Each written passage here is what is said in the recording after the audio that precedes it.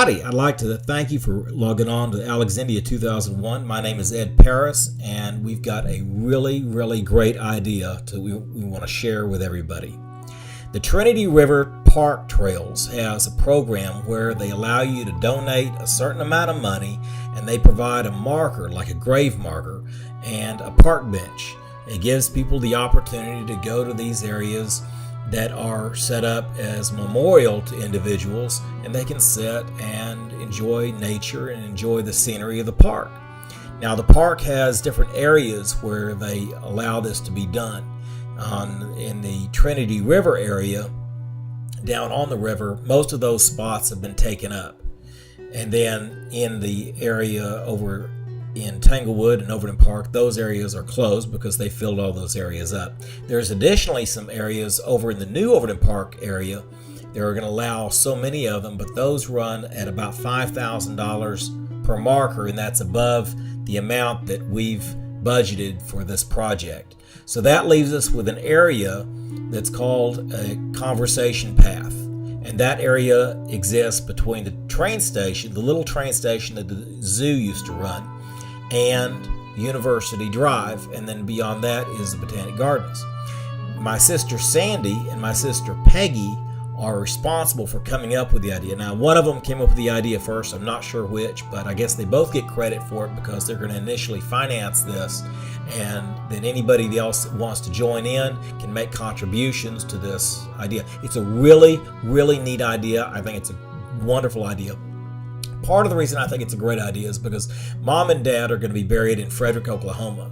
But Fort Worth was their home from 1940 until Dad died in 1982 and Mom died just a month ago on September 14, 2012. They both loved Fort Worth, and it would be very nice for them to have their name on something in the Fort Worth area, since they're not going to be buried here. This would be a place where we could go if we wanted and sit, and even though they aren't there, it would be a spot set aside in memoriam for them. So these are all good reasons, and I think it's a great project, and anybody that wants to be on board is surely encouraged to be on board. Now, what I've done on this film is, you're going to see an introduction from me in a second, and I'm at the beginning of the path. The entire conversation path is about 2 miles long. That's what it is on the map. Now, what I've recorded is the area from where the path goes in deeper into the Trinity Park on University. I've recorded back all the way to the beginning of the path. So you're going to kind of see a rewind of the path. So let's go into the path, and I'll show you, and I'll try to illustrate along the way the different areas where we could put this park bench. And anybody that has a recommendation can just email Peggy or Sandy. I don't have their emails in front of me, but mine, if you want to email me and I can pass it on to them, it's Joe, J-O-E, and the @, that's the @, and then edparris.com. So let's get started, and I hope you enjoy this.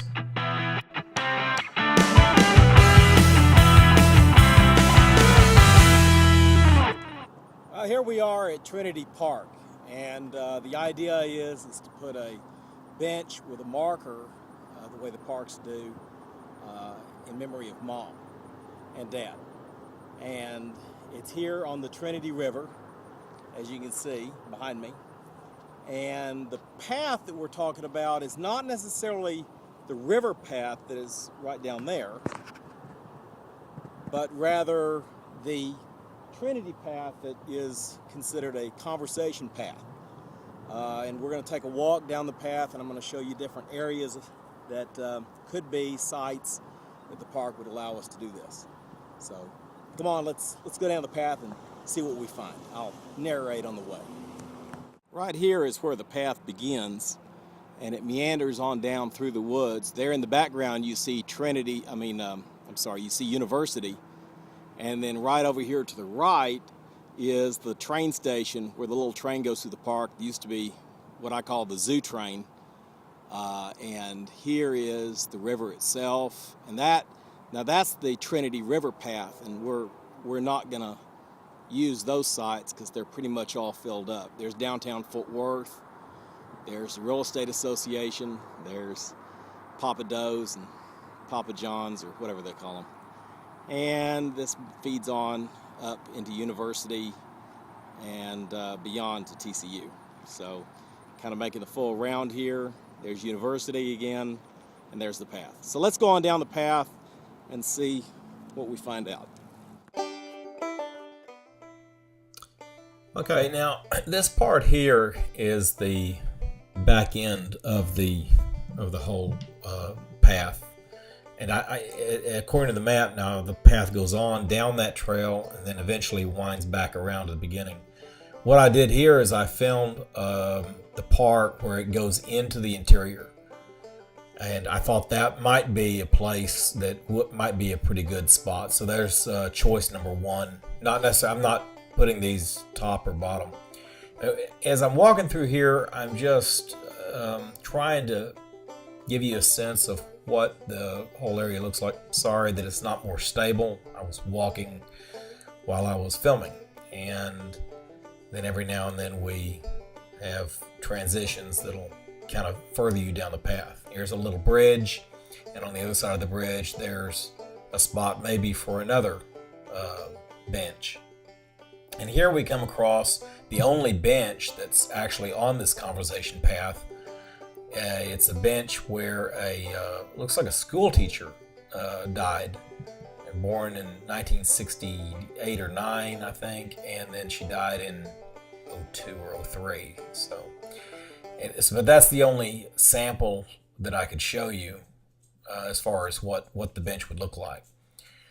And then as we travel on down the path here, eventually we're going to come across a spot that has some really large trees.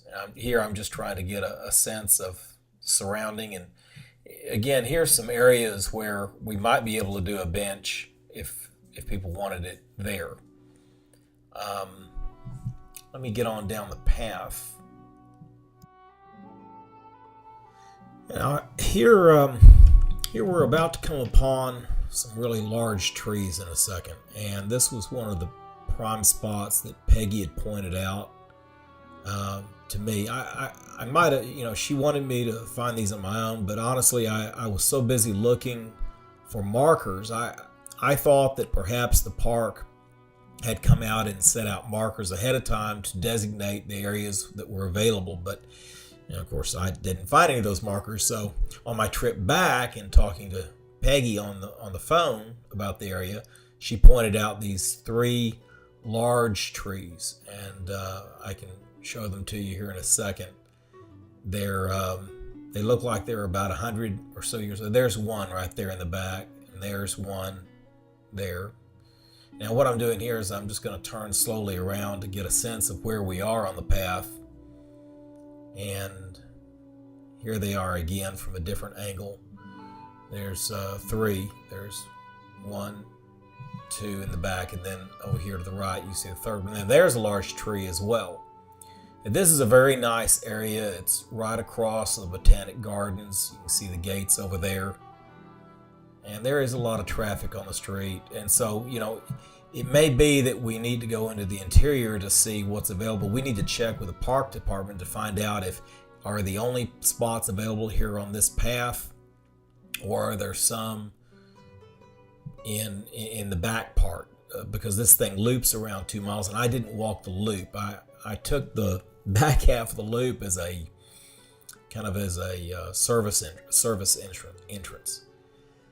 And here I'm trying to give you an idea of the layout. There's those 3 trees again, and here I'm trying to show you how high the tree's up. The canopy in this area is huge. And of course there's University.